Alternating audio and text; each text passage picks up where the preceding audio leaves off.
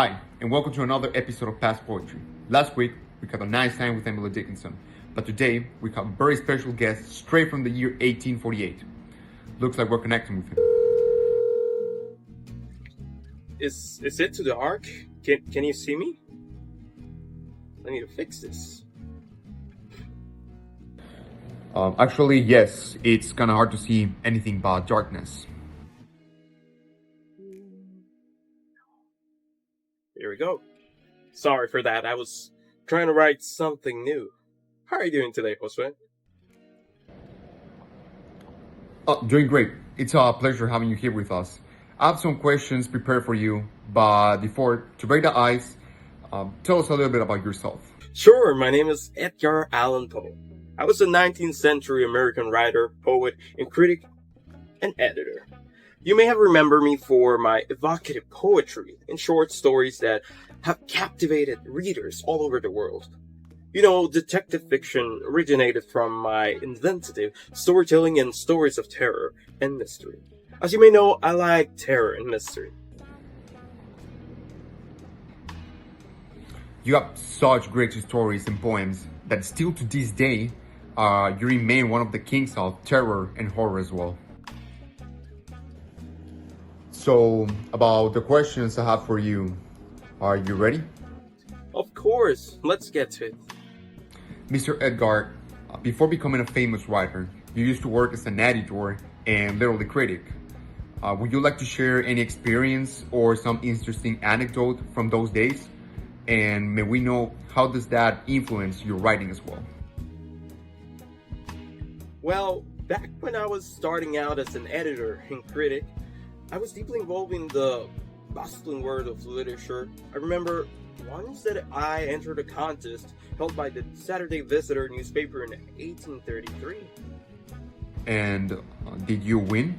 Well, to my surprise, my story, Miss Found in a Bottle, won the top prize of $50. That victory was what made me realize my passion for pushing the limits of common storytelling and establish my commitment to make a name for myself as an author. Winning that contest and being acknowledged by my literacy community had a huge impact on me. It inspired me to craft unique stories and stories that would break the mold and stir up deep feelings in readers. It's great to know where such an inspiration came from to become such an exponent of literature. Before getting enrolled in the University of Virginia, it is known that you also spent a brief period at the West Point Military Academy. Can you explain what were some of those circumstances that made you leave this academy, and if this helped you in your path of literature as well? My journey at West Point. Well, that was a very short and turbulent part of my life. I found myself walking away from the academy in 1831 because I ignored my responsibilities and intentionally I aimed to get kicked out. The root of my exit lay in the clashes with my stepfather, and coupled with my disinterest in the strict military regime.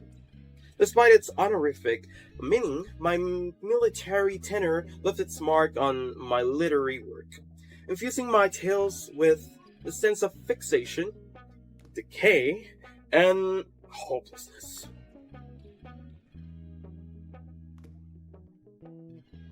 But how did you end up in this type of academy?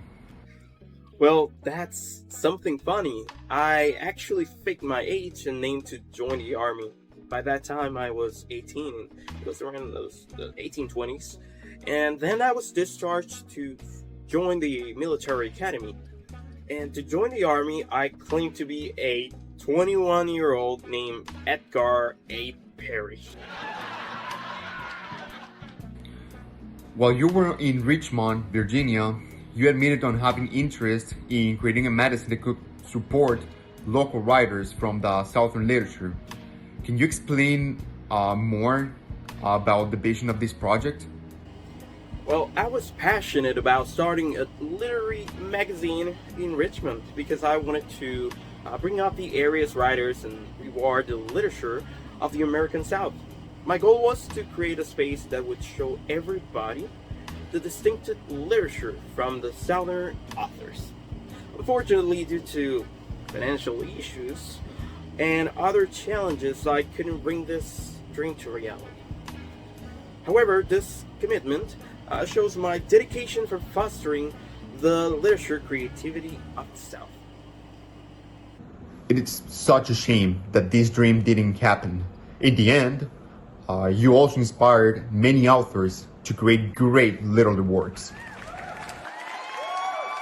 You also had a very complicated relationship with your stepfather, John Allan, which most of them were financial and personal conflicts throughout your life together. Did this problem affect you in any way your personal and professional career? And how?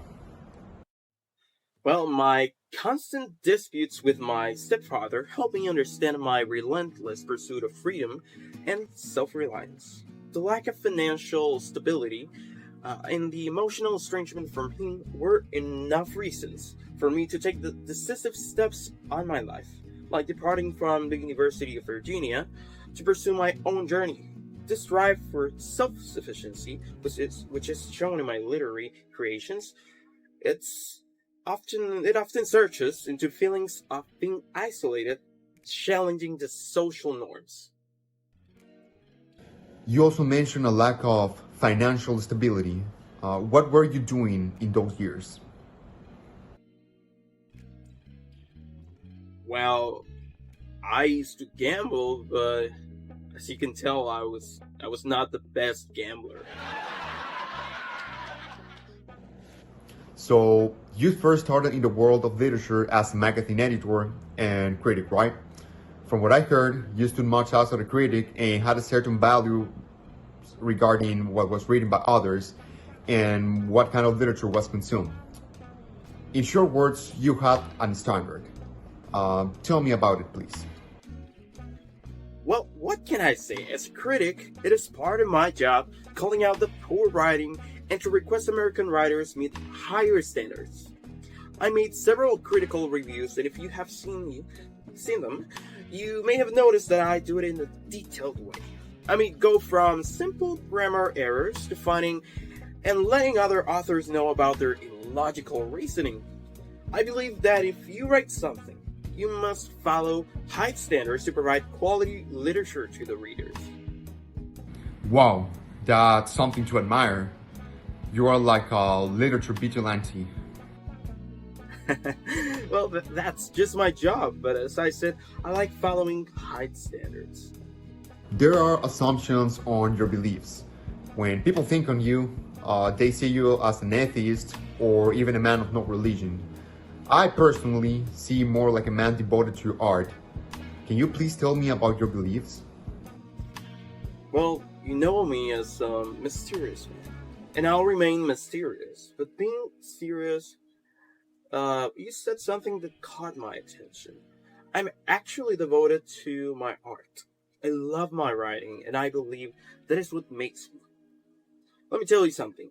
My own faith is indeed my own.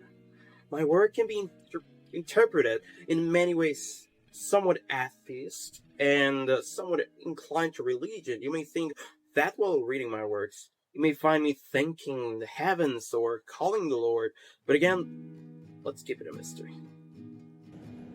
Yeah, that's fair for me. To finish, Mr. Edgar, I heard that your maternal aunt, Maria Clem, played a very important role in your life, especially after your mother passed away. I would like to know if it's possible for you to describe your relationship with your aunt and if she inspired in any way your writing career. Yes, my relationship with her was exceptionally close and loving. After my mother died, she took an important role in my life as a maternal figure. Her presence provided me mental stability and support during the difficult times. And of course, she influenced my writing career by helping me be more confident and secure about my decisions. So, do you have anything prepared for us? Yes, I've been working in a poem called For Annie. Well, Let's listen to it. So I got my poem here with me. I wrote it down in whatever this thing is that you sent me. But I got it written down here. It took me a while, but I was able to write it down. And now I'll read the poem for you. For Annie. Thank heaven, the crisis, the danger is past, and the lingering illness is over at last, and the fever cold living is conquered at last. Sadly, I know I'm shorn of my strength, and no muscle I move as I lie full of length. But no matter, I feel I am better at length, and I rest so composedly now in my bed that any beholder might fancy me dead, might start at beholding me, thinking me dead. The moaning and groaning, the sighing and sobbing are quieted now. What a horrible throbbing at heart, that horrible, horrible throbbing. The sickness, the nausea, the pitiless pain have ceased with the fever that maddened my brain. With the fever cold living that burned my brain. And oh, all tortures, that torture that worst, has abated the terrible torture of thirst. For the Naphthal river, of passion accursed, I have drank of a water that quenches all thirst. Of a water that flows with the lullaby sound from a spring but a very few feet underground. From a cavern not very far down underground. And let it never be foolishly said that my room it is gloomy and narrow my bed. For man never slept in a different bed, and to sleep you must slumber in just such a bed. My tantalized spirit here blandly reposes, forgetting or never regretting its roses, and its all agitations of myrtles of roses. For now, while so quietly lying it fancies, a holier odor about it of pansies. A rosemary odor commonly with pansies, with rue and the beautiful Puritan pansies. And so it lies happily, bathing in many a dream of the truth, and the beauty of Annie, drowning a bath of tresses of Annie. She tenderly kissed me, and then she fondly caressed, and then I fell gently to the sleep on her breast, deeply to sleep from the heaven of her breast.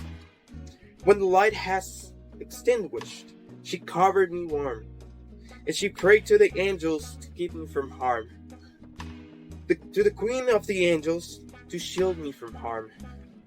And I lie so composedly now in my bed, knowing her love that you fancy me dead. And I rest so contentedly now in my bed, with her love on my breast, that you fancy me dead, that you shudder to look at me, thinking me dead. But my heart is brighter than all of the many stars in the sky, for it sparkles with Annie, it glows with the light of the love of my Annie, with the thought of the light of the eyes of my Annie. That was for Annie. That was amazing. Such a dramatic and tragic poem. I really enjoyed it.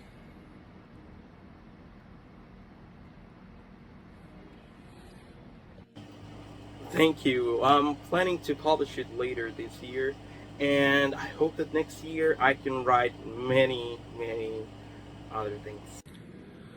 Yeah, next year. Well, we are running out of time. Thanks for letting us know about yourself. I really appreciate your time here with us. You're welcome. The pleasure is mine, and thank you for having me here. Have a good night. Bye bye. And thank you for being such a great audience. See you next time. Bye bye.